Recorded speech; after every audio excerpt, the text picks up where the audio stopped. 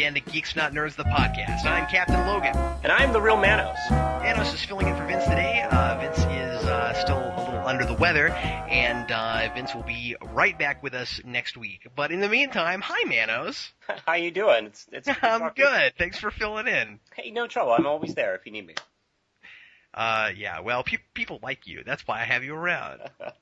That's good to hear. Manos, today, you and I are going to talk about comic book conventions. We're going to talk about experiences we've had at conventions. Mm-hmm. And, let's see, did you want to start? Because you just got done with one.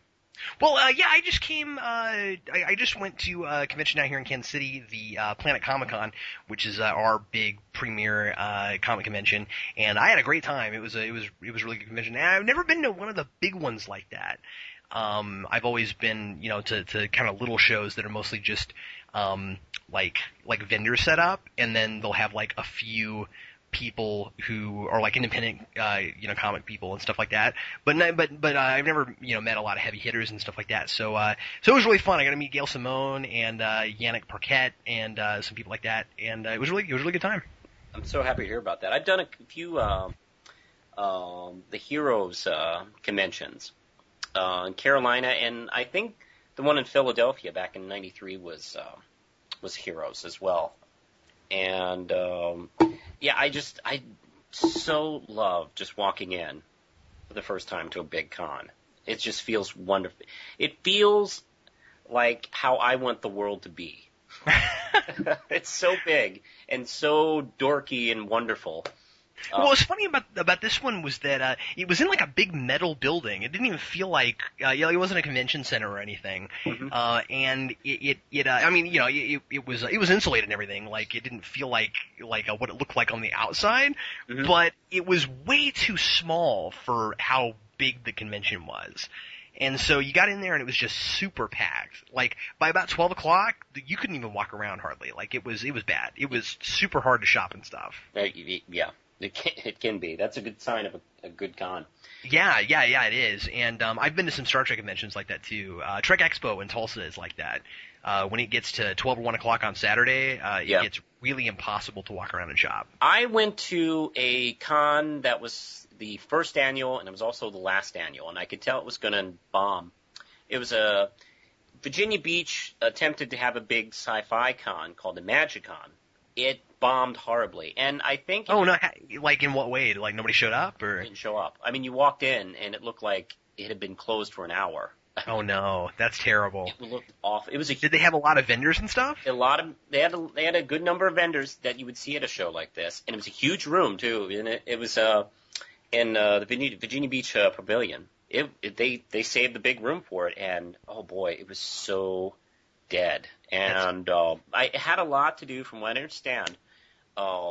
That year, that was 1999, and the guest that year was Ray Park. Oh. The big main guest, and they were trying to build a show around him, and then he pulled out. Oh. And that was kind of it. It was really sad, and it was amazing. My friend and I who went, we were thinking about spending the day there, and we left after 90 minutes. Yeah. Because it was just so sad. It was really sad. Do you have any idea how many you've been to? I've only been to a handful, really. Now, if you count all of the small cons you were talking about, mm-hmm. then I can't count. Yeah, you've been to a whole bunch of them. Yeah. Yeah, there was my first few were these small kind of vendor cons at the same pavilion. Actually, it was they had one of the side rooms they were doing conventions in. There's a mall in Virginia Beach called Pembroke Mall, and they were doing these wonderful little vendor shows for a while. And I'm after the comic book bust in the '90s, they stopped doing them, which was really sad because I really enjoyed. They did them like every 6 months or something like that, and they were big and fun. The whole mall was turned into a comic book convention. Oh, that's cool. It was very cool. Malls used to do a lot more stuff with comic book vendors. Yeah, and it was really sad. And actually, one year I even had a little table my own. A friend invited me to join him for a table, and it's like, I have a few comics I can sell and some stuff. So yeah, I really enjoyed those years, and it was it was infested with Beanie Babies, I think, that year. And that really took over the con, too. It's like, well, where's all the comics? There's like, okay, here's some, but most everybody was selling Beanie Babies. It was, and baseball cards. It was really frustrating. And that was, I think, that was the last year they did it. And it was like 96 or 97 or something like that. Planet Comic-Con had the most vendors I've ever seen at a show, and it was, and again, like, this building wasn't nearly big enough for everything that was there, and so they apparently sold out all their space, plus they made space for 2 more. Mm-hmm. Which I've never heard before. Like especially right now, the way the economic climate is and stuff. I hear a lot more about shows where they can't get enough vendors. Wow. And stuff like that. And this one, I mean, it was packed, and people were very obviously making money at that show. It was just really nice to see that. You know, it's something that's done.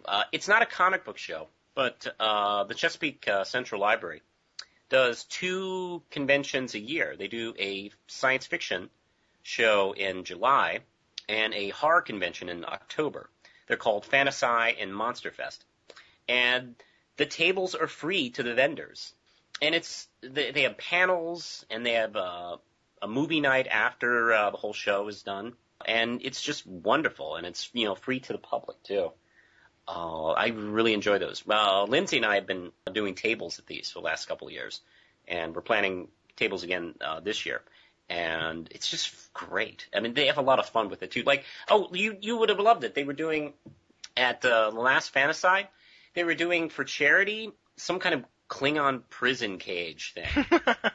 Where if you donate a couple bucks, they would take someone that was, like, pledged. Like, I think Vince should be in Klingon jail. And then, the big Klingon guy would, start walking around, oh, hey, and just yelling Klingonese and stuff. That's awesome. And did they call it Repente? Yeah, he would. And, they'd throw him in a cell in the middle of the room and yell at him, for a few minutes. And then, they donated the money to charity and stuff. That's the best thing ever. Yeah. That sounds really cool. It was a lot of fun. I'm finding more and more that the most fun things I go to seem to, well, not the most fun, but I mean, like, a lot of the most fun things I seem to go to seem to be free things. It's really strange. 'Cause, I mean, I'm always talking about Metropolis. That's my favorite show. That's you can hardly even call that a fan convention, but I mean, it's free to go there. Mm-hmm.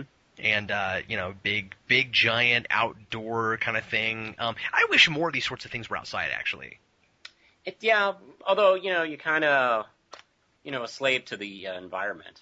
Well, that's true, yeah. You're playing games with the weather, but... Yeah, I would not want a Comic-Con outside. No, certainly not. But the problem sometimes with some of these buildings is they just get congested. Yeah. And you go there and it's a small confined space, and you don't necessarily want to spend as much time there as you would if it was a little more open. Yeah, you want it to be fun. You don't want it to be Walmart with comics. Yeah, exactly. When you've been to shows before, do you usually see a lot of costumes? Like, do you see more costumes now than you did back in the 90s, or do you see less? That's tricky. I've seen a lot of costumes in the 90s and in the present. Mm-hmm. By the way, that's very weird of me to say. But I know, I feel the same way. Like in the old days, in the 90s. Way back in the 90s. But I think the costumes have just increased over the years. I think people just got more and more gutsy about it. Because at first, the costumes were the freaks and the kids. And it's not like that at all now. No, now... Cosplaying is huge now. Yeah, now it's the cool people. I think we have anime fans to ask for that, thank for that, because I think they kind of made it cool for a lot of teenagers. That's like fair. The cosplay stuff. And now actually, hey, that's what they call it. Like you show up at a con dressed as Batman or Wonder Woman, they say it's cosplay. Yeah, I think getting a name helped. There's a word for it now. Yeah. What's sad is, I go to comic shows and I go to Trek shows, and the Trek fans who dress up, I think, still kind of get that same reputation that they used to of it's those freaks dressed up as Star Trek people. And as a result, when you go to Trek conventions, you don't see nearly the amount of costumes you used to. There's actually fewer costumes, at least at a lot of the ones that I've been to. I go to Trek Expo, which is a pretty big Star Trek convention in Tulsa. I've been a couple of years. I'm not going this year. And there are some costumes. What's funny is there are every bit as much costumes at that show of other sci-fi things than there are Star Trek. Yep. Like you go there and I mean like there's a couple people that always go as really good with really good board costumes. There's always a few Klingons and a lot of Starfleet uniforms and stuff like that. But then like at the same time there's like gate people, and then there's these guys who travel around with a Ghostbusters car that are dressed up as Ghostbusters. They were actually at the con I went over the weekend and stuff like that. And so like it's weird because I'm seeing more and more at the comic conventions, and I'm seeing fewer of them at the Star Trek shows. You know one of my favorite cosplay costumes these days? What's that? Working Transformer suits. Have you seen any of those? I've not seen one of those. Oh, hey, although look them up on YouTube. I saw an amazing Iron Man in War Machine over the weekend. Oh yeah, hey, That when looks you super real. when you get some free time, just word search it on YouTube. There's a few videos of people with amazing suits that actually can transform into vehicles. That's really while cool. they're in the suit, they just kind of like curl up, and the suit kind of like comes together as Optimus Prime's truck, or I've seen Starscream, and I've seen I think Bumblebee. Yeah, the Michael Bay movie Bumblebee. Because a lot of them are designed to be just like that. Just fold the arms in a couple of ways, and you got a car. It's amazing. I love them. Yeah, that's impressive. I mean, you're gonna get like round of applause when you show up and like fold into a truck. But I don't do the costume thing. I don't know. I feel like I can't do that, really. I've done costumes for Halloween, but conventions I'd rather just go as myself.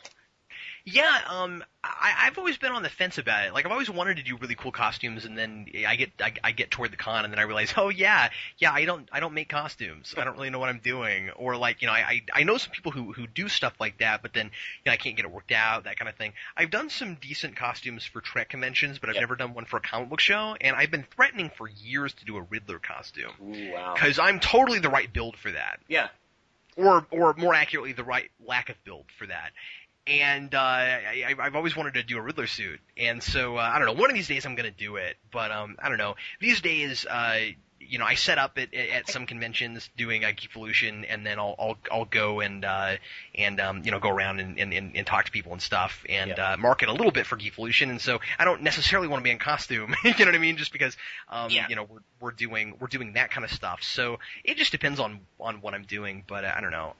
That's the idea of doing costumes sounds like fun, but then the actual execution of it is a little more difficult. Well, it's hard to be a professional and be in costume. That's what I think, yeah. It's hard to walk up to somebody as the Riddler and be like, hi, I'm Captain Logan of Geekvolution. You should check out my website. Yeah, I'm doing this thing. It's like, oh boy. Yeah, okay, sure, Riddler. I actually did at one Monster Fest dressed up like Torgo from Manos, the Hands of Fate. I did that costume once. Oh, that's cool. How appropriate. Yeah, it worked out perfectly. And it's an easy costume to do a quick change. I mean, it's basically a suit. You just pull the knees out, take the beard off.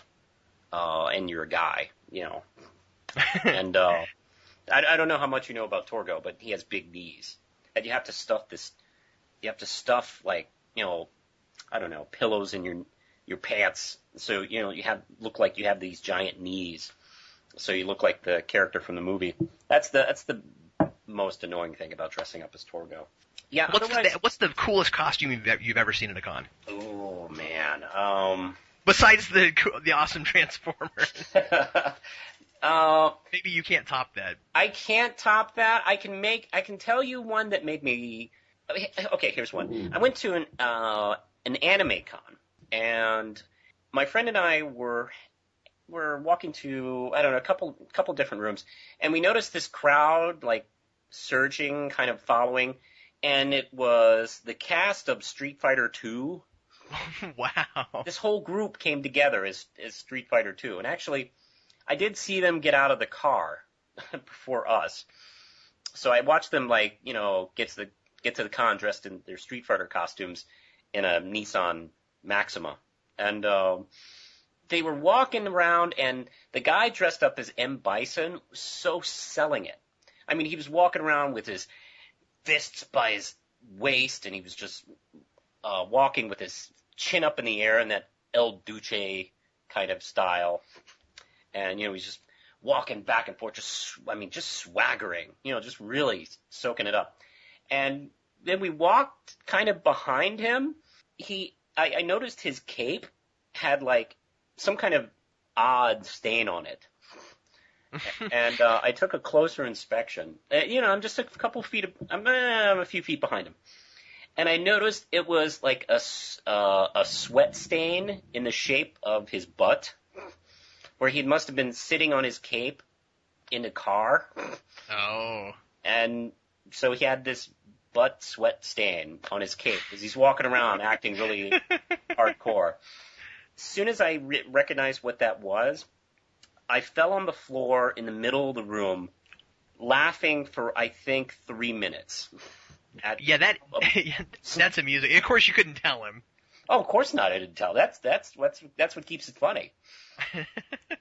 It's like a natural forming kick me sign. I saw some great ones this weekend. I saw a really cool Ghost Rider. Oh, really? How did that go? I don't know where that guy got that mask, but like it was really perfect. Mm-hmm.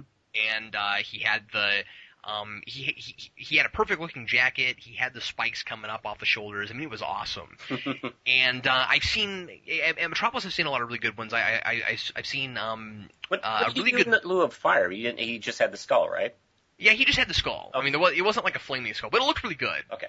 I mean, besides that. No, it would have been better if he was on fire, but there were too many people there. But I've seen a good Lobo. Oh, yeah. Lobo's doable. We did I did a video last year at Metropolis, and you can see the Lobo on there. And like I said, I saw that Iron Man and that and War Machine, yeah. And they looked from a distance to be like totally metal suits. Oh, wow. And you take a look and you're like, wow, how are they walking? How are they even like not falling over? These look like 400-pound suits, right? Yeah. And when they walk, you can hear their feet clanking against the ground. Whoa. Like really loud. And I got up close to the guy dressed as Iron Man. He was standing in a corner a little bit later at the show, and I asked him if I could take his picture. And I got up close and I was talking to him, and I touched his suit, and it was all plastic except for the feet. Ah, see, but it didn't look plastic. I mean, like it was an amazing suit. It's almost like what they did in movies before CG. Uh-huh. Like how can we make it look good, but still light and flexible. It was very cool. And of course, this con, there was a bunch of, there were a couple of Star Wars actors there, so they had tons and tons of Star Wars people. Mm-hmm. And a lot of times at these cons lately, you're seeing a lot of stormtroopers and Vaders and. Oh, stormtroopers are just always there. I mean, they're huge, yeah. It makes you think like they just told the pavilion security just dress up as stormtroopers and just walk around or something like that. I mean, they're always there. One of the cooler costumes, too, was there was a guy dressed as a Jawa. Yeah. And, well, I couldn't tell if it was a guy or a girl, actually. Like, you couldn't tell, And this person had it was a perfect-looking suit, and then they had the black thing on their face with glowing eyes. Mm-hmm. And so it really looked like they, didn't have a face, and it was amazing. What you can always count on seeing at horror conventions? I think how many? Okay, I've been to comics, sci-fi, anime. Okay. I've hit pretty much almost the round table, except for I've done half of that. And what's cool is you can always count on seeing zombies like all over horror conventions. My favorite one is this little girl. She must have been 9 or 10. I think she was 10, and she was dressed up like a Girl Scout zombie. And I think you told me about this. Yeah. It just really impressed me, and I think she won the kids. Category in the costume contest, and she was really funny. She had like gore all over her uniform, and she had I think she had a box that actually had fingers in it or something like that. They do something in Lawrence, Kansas, where I used to live, about an hour away from here, that you would totally love, Manos. Downtown on Mass Street, every year they do a zombie walk. Yeah. And it's this, I don't know if you've heard about it, but it's this big, huge parade of just zombies walking down Mass Street. That's awesome. I've heard a couple things. It's really things. Popular. Yeah, we just did something in Norfolk this year this Halloween we did a zombie tag game for charity. And, there's a whole bunch of people who are supposed to be kind of zombies and dressed up like zombies. And they are supposed to, people are supposed to get to one point and then another point and another point in the neighborhood without being touched by zombies. And if they are touched by zombies, then they're zombies. Then they have to go tag whoever else is, still living. Right, naturally. And, that went off huge. That was a big, big event, actually. It was actually they were aiming for 300 people, and they got 3,000, which was huge. And in my neighborhood, my small little neighborhood of Ghent, that was just immense. Manos, before we finish up, let's switch gears for a minute and talk about celebrities. Who are some of your favorites that you've met at cons? Well, we were just talking before we started about Peter David and Todd McFarlane. I went to the classic, legendary Peter David Todd McFarlane debate at the Philadelphia Comic-Con in 93, I think it is. Mm-hmm. I also met Neil Gaiman at another show. I had seen Harlan Ellison at a couple of them. Oh, that's cool. If he's speaking, I'm going. Yeah. That's just it. And he's spoken at KU a couple times, and I've always missed it, and I hate that. Yeah. I met Alex Robinson, who did Box Office Poison, and I had, I'm very cool around celebrities. I've met a few celebrities, and I've been pretty cool, but him, I actually kind of lost it, actually. Oh, yeah? I really geeked out in front of him. And kind of made him laugh. Cause the first time I ever met a celebrity, I had a really hard time not being all crazy starstruck, and I've gotten more and more used to it as I've met more and more of them at conventions. But yeah, and let's see, yeah, because it was so weird. I was cool with Neil Gaiman, like, hey, I'm a comic. It's like, and Alex Robinson. That's tough for me, man. Neil Gaiman. I just flipped out. Actually, Neil Gaiman was an interesting story. I was still acting in, what was it, 90, it was like 96 or something like that. 96, 95. And I was still acting, and I still kind of look like a teenager. So I had this ingenious plan that I was going to go to him, because I heard for a brief point he was talking about directing the Death movie. And as you can tell, it hasn't been made yet. So you know how great this plan was. But my no, I just did it on Superhero Rewind. It was great. Yeah, my ingenious plan was I made a tape of myself as Sexton, doing a few lines, because at this point I was still acting at an agent and everything. So I thought, hey, I'll just give it to him, and we'll talk about it. And then while I'm there, I learned the film wasn't going to happen. That sucks. Yeah, I know. It was not great. And then, while I was in line waiting for him to sign it, I realized I left my copy of my Death hardcover for him to sign in the room, a panel room that I was watching. And it was a Heroes Reborn panel, actually. And I was like, oh my God, I have to go get it. And the woman was very nice. She said, I'll hold your place. I don't know her. And she said, I'll hold your place. So I ran across this huge room, this huge convention hall, and it wasn't there in the panel room.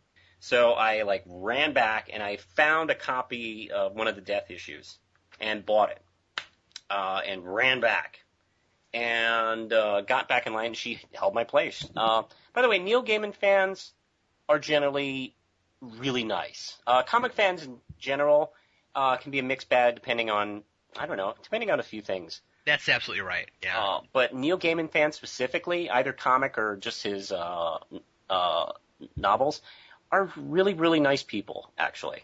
And she let me back in line. It was amazing. And I was telling her, oh, yeah, just explaining what happened. And Neil was only, a few feet away from me, so he heard that. And, he started, talking to me. He was really nice. He was he was cheering me up about it, and he wrote something really nice about it on the comic. He said, hey, that's how things go, and it could be worse. You could be dead. That's awesome. Yeah, really nice guy. I have I've met mostly but besides at some comic conventions, I've met mostly Trek actors. But the really cool thing about Trek actors is a lot of them cross over into lots of other things. So I irritate some horror people when I tell people that I've met Tony Todd and Todd Doan for 20 minutes, because Tony Todd's a big horror guy, but he's also a big he's been big in Star Trek, and he's mostly a character actor. He's not the biggest name ever, but he's one of the hardest working people in Hollywood, and he is one of my favorite people I've ever met. Like, I've met a lot of people more high profile than him, but it didn't matter. He was a lot of fun to talk to, and really, really super down to earth. And then the first person I ever met at a convention was a one-day Star Trek con, and it was Robert Picardo, who is also one of my favorite actors, and he's probably still one of my favorite people that I've met. Just 'cause, he was the first one I met, and he was really nice and fun, and it was a really intimate kind of convention too, because like I said, it was kind of a one day, and he just walked around and talked to people. Mm-hmm. Like, it was that was really cool, and I had never been to any convention ever at that point. Yeah, that was several years ago. So I always had this idea that your celebrities would, they'd walk up kind of like William Shatner. They'd walk up on stage and they'd say some things, and then they leave, and you'd never see them again. Yeah. And that's actually exactly what Shatner's like, unless you stand in line for 3 hours to get him to sign things. Yeah. And because I've seen him and Leonard Nimoy, but of course I didn't actually talk to them because I didn't want to pay $100 to get their autograph. Or whatever it was. It was steep. It was kind of, well, actually I think maybe it was that much. I mean, I paid $60 for Michael Dorrance and for Adam West. Wow. Adam West was fun. I wish I'd gotten to talk to him more than 5 minutes. But I'd love to talk to Adam West. he was a lot of fun. And, I didn't have the guts to do what I really wanted to do because I figured he'd say no. Mm-hmm. I really wanted to see if I could get him to shoot a 10-second thing for Superhero Rewind. Oh. Just to get Adam West to say, I'm Adam West and this is Superhero Rewind. I really wanted to do it, and I just didn't have the guts to do it. I knew he'd say no, and I didn't do it. But There was a con. I almost met Yvonne Craig, actually, and I just chickened out. I was like, "Oh, that's Yvonne Craig. I should talk." I've never chickened out. I've always actually walked up and talked to people. And this weekend was cool because this is the first time I've actually met comic book creators. Really big high profile folks. And I got to talk to Gail Simone for a while, which was really awesome. Mm-hmm. And Yannick Parquet, who's like the funniest person I've ever met. Oh, really? That's good. He's hilarious. And by the way, I wanted to mention this really quick. So remember in Batman Inc., his drawing in the first couple issues? Yes. Yannick Parquet. So his drawing is like really detailed and realistic. Yeah, and very beautiful. And what he's doing with Batman Inc. is, because the idea is it's Batman all over the world, and he knows that he's got readers all over the world, he's actually going the extra 10, 50 miles and making sure to draw real places like they actually are. Oh, wow. And so he's going as far as to detailing things like he told me he spends countless hours on Google on the satellites and stuff, mm-hmm. Looking to see what things are, and he'll go as far as to draw a specific local logo on a beer bottle. That's amazing. And he said he's getting fan mail from everywhere. Telling him how cool it is that they're recognizing things that they know, because most people writing comics, it'll be set in a certain place and they'll be like, this is sort of kind of what it looks like, and he's drawing it specifically how it is, and that's awesome. Yeah. Oh, wow. That's great. It's just so neat. I didn't know that because I haven't been to those places. I've never. The first 2 issues were in Japan. I've never been to Japan. That's right, and now he's in Argentina. Right. And, but actually, Yannick Parquet's not on it now. Oh, darn. Well, he didn't draw the last issue, and I don't think he drew 3.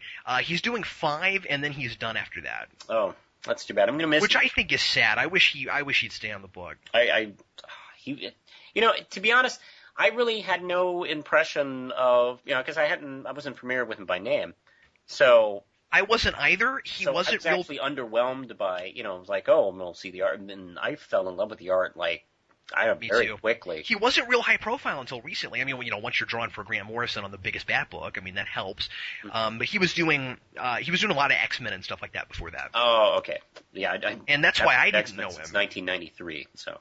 Yeah, and he was very much like, yeah, you should totally read my X-Men. What's wrong with you? Yeah. So that was really neat. Hey, Manos, you should talk a little bit about what the Todd McFarland debate was like. Yeah, that's true. Before we get through this, I don't want to waste this moment. In '93, myself and a artist were working together on a comic book we were trying to pitch to people. And by the way, that's the comic book now that I'm piecing together. So it gives you an idea how long I've been working on that. But we had the build-up, like maybe a few months before the con we were talking about going to, of this argument that was going on in the comic book media. It first started, oddly enough, between Rob Liefeld and Louise Simonson, actually. She had mentioned that she was the co-creator of Cable, and then he commented back that she had nothing to do with the creation of Cable, and had as much to do with creating Cable as she did creating Donald Duck. And the process went, basically, from what I understand from the history, is the editor wanted this Cable character, and he gave it to Rob Liefeld to design, and Louise Simonson came in and wrote the story about him. So, and that kind of thing happens a lot. Yeah, and that's the process of a lot of these big superhero projects. So yeah, she did kind of have a piece. So Peter David wrote a editorial in Comic Buyer's Guide about it and made fun of Rob Liefeld pretty heavily in it. And then Todd McFarlane jumped in to defend his partner and friend in Image, and claimed that people in the comic book media were being unfair to Image at that point, which some could say which wasn't true. I mean, Wizard dedicated pretty much every issue to Image once it really got started. Yeah, they really did. Yeah, and so there was a big argument going on about that. So I remember being a kid and looking at some of those covers and being like, who are these people and who reads it? And surely no one reads these. Yeah. And before we had Twitter wars, we had this going on. And Comic Buyer's Guide, and Hero Illustrated, and Wizard, and as well as Tom McFarlane in his own letters page of Spawn. So they decided, I think it was Todd McFarlane's suggestion, to have a debate on whether or not Image has gotten a fair shake. And Peter David took the challenge, if only George Perez would be the moderator of this whole event. It was quite an event, let me just say that. There had been built up in the press with McFarlane doing a lot of making fun of Peter David. Oh, I bet. By the way, there was I actually have this program that I don't know who, I guess Tom McFarlane had this printed up. It's a program, and it's, mostly tongue-in-cheek. And it has a lot of Tom McFarlane's drawings of Tony Twist and Peter Kincaid from the Spawn comic, redrawn as Peter. Oh, you mean Billy Kincaid? Oh, excuse me, Billy Kincaid. Billy Kincaid and Tony Twist, redrawn as Peter David. It's okay. You don't have to pretend like you're a Spawn fan. It's okay. That's okay. And the Violator dressed the clown, actually, redrawn as Peter David. Really? Yeah. That's weird. And are they amusing or are they just dumb? It's yeah. And when you look at this, you get the feeling that he's building himself up as an independent, taking a stand against the man, the establishment, and I guess that's supposed to be Peter David, which I'm not really sure really qualifies. And then I don't think it does either. Yeah, and then at the end, there's a big ad for Spawn Batman. It's like, hey, hey, I'm the little guy, but hey, check out Spawn Batman. Yeah, wow. That's bad. Yeah, and the debate, by the way, that debate room was full. My friend and I were lucky to get a pretty good seat. Oh yeah. And there was a little bit of commotion. It was a little late, and part of the problem was Todd McFarlane wanted to enter into the debate cheerleaders, music, and a guy in a bad rock costume.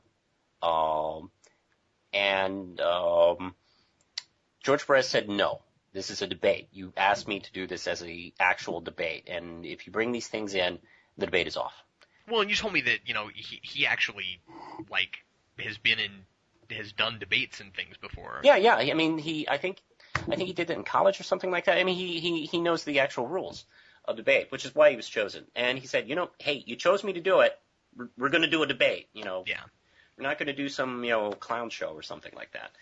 And so McFarlane was dressed like Rocky, sitting there with no cheerleaders and no music and no guy in a bad rock costume.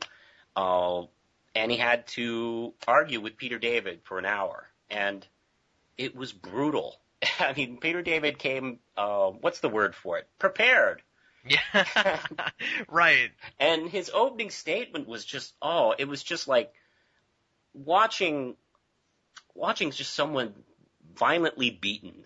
It was just a very sharp So what was the debate criticism. really, like, what was the crux of it? I mean, was it Peter David defending the mainstream industry, or, like, what exactly was it? Well, Peter David was, let's see, well, the point was that Image was trying to create a venue for independent artists, and, all these forces from outside were attacking it. And Peter David had made the argument that they were making their own problems because a lot of their books were late, and some of the quality on some of the early books weren't so good.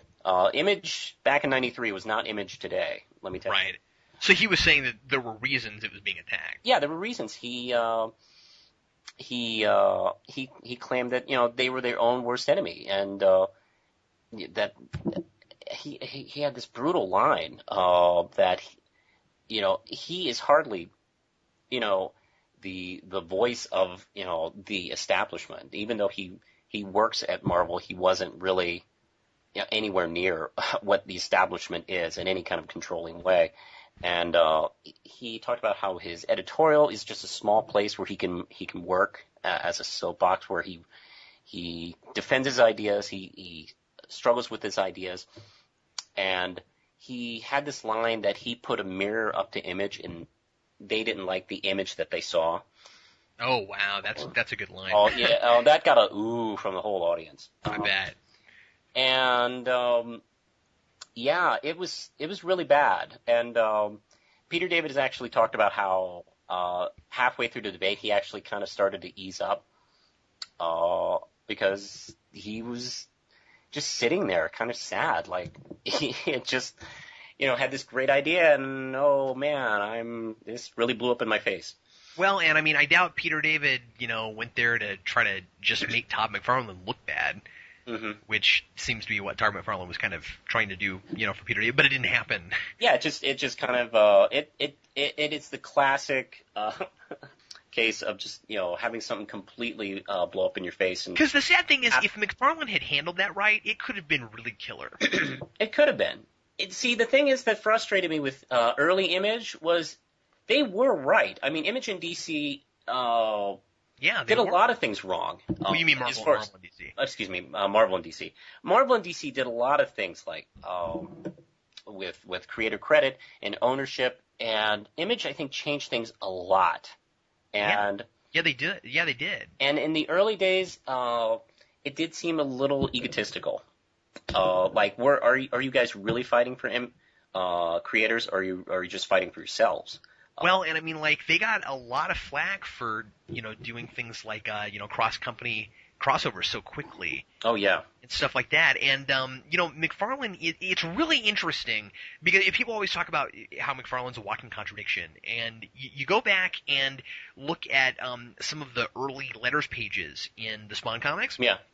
and they're really fascinating to read now, and then compare them to the ones that are being written now. Yeah. And just things that McFarland has said in interviews and stuff like that, because he was raking the other companies over the coals in the early '90s for doing for like flooding the market with too many issues, making comics not collectible anymore, things like that, which they totally did with Spawn. Yes. And But not only that, but also like trying to get people to buy multiple issues by doing variant covers and stuff like that. Mm-hmm. Spawn 200 had like 12 variant covers. Yeah. I could not believe that when it came out. Well, wait a minute. Wait. It took me a second to process that. It had at least 8 Manos.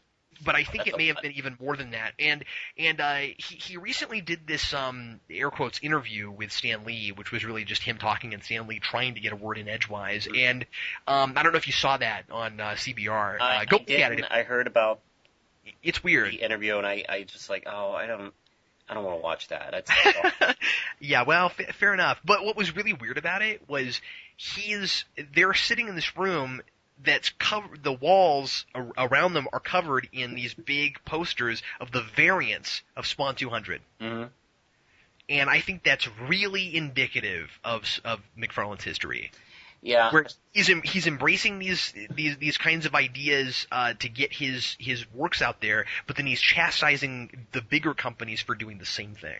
It is kind of difficult. It's so weird. As we talk about this, I'm considering buying Spawn again. Isn't that funny?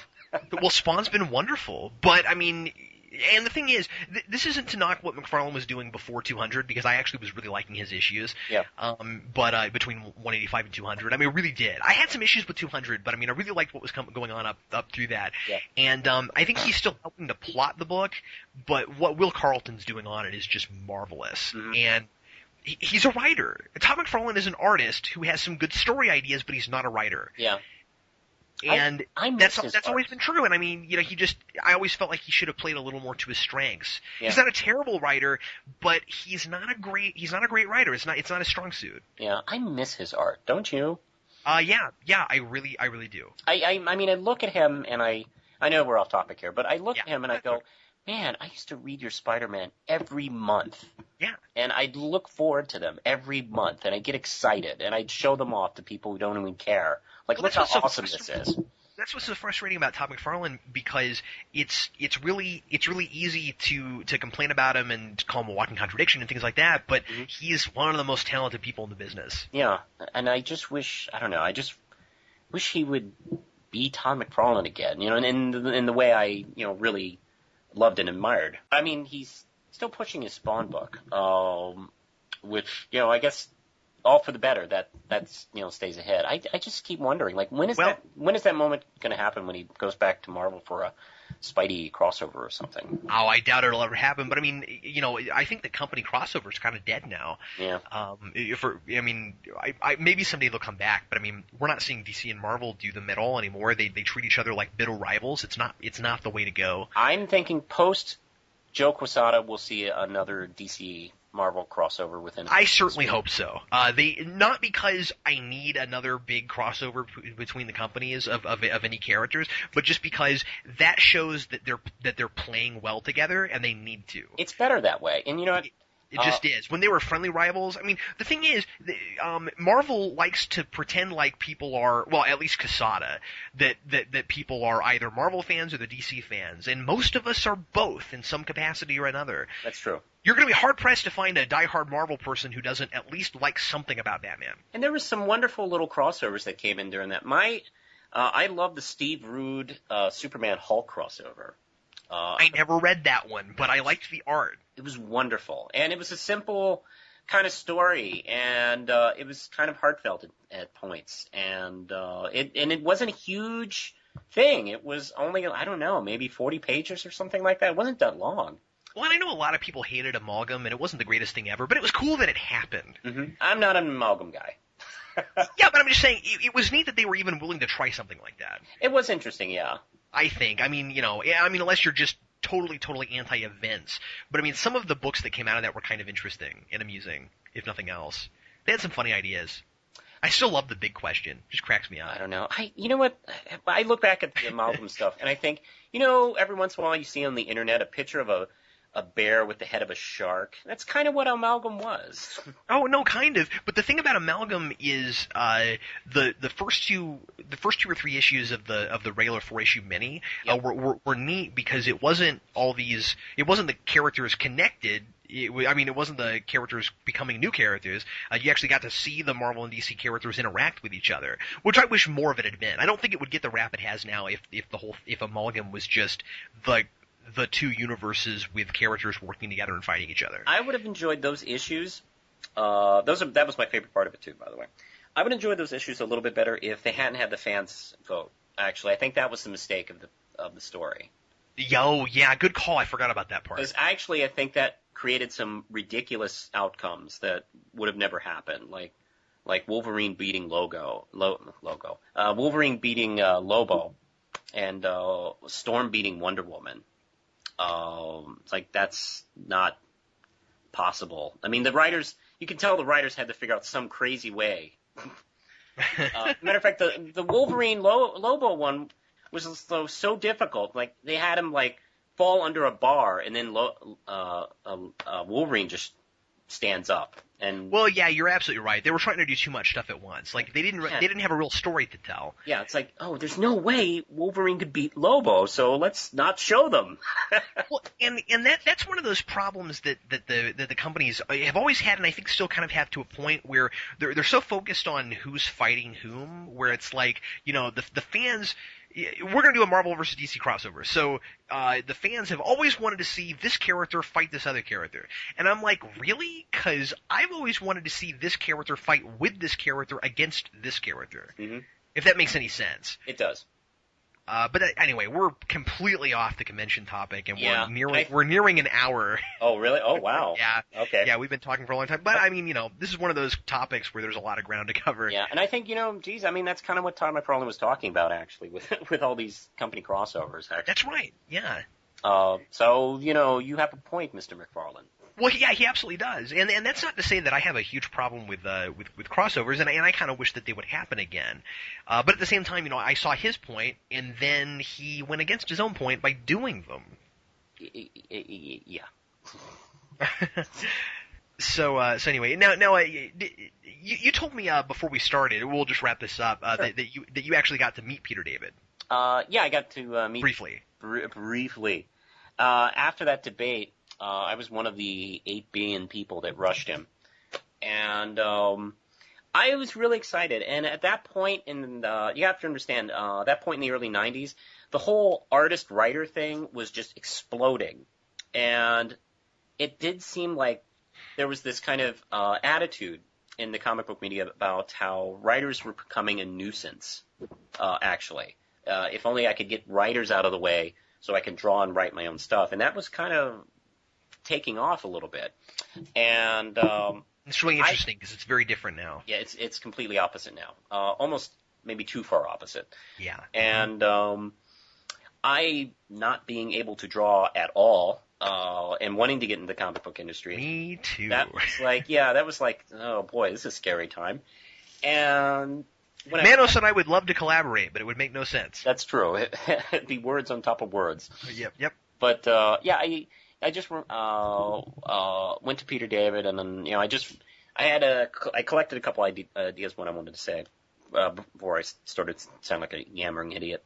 And I told him, I just wanted to thank you, Mr. David, because as a writer I was beginning to feel kind of irrelevant, and made me feel much better, and you kind of renewed my faith.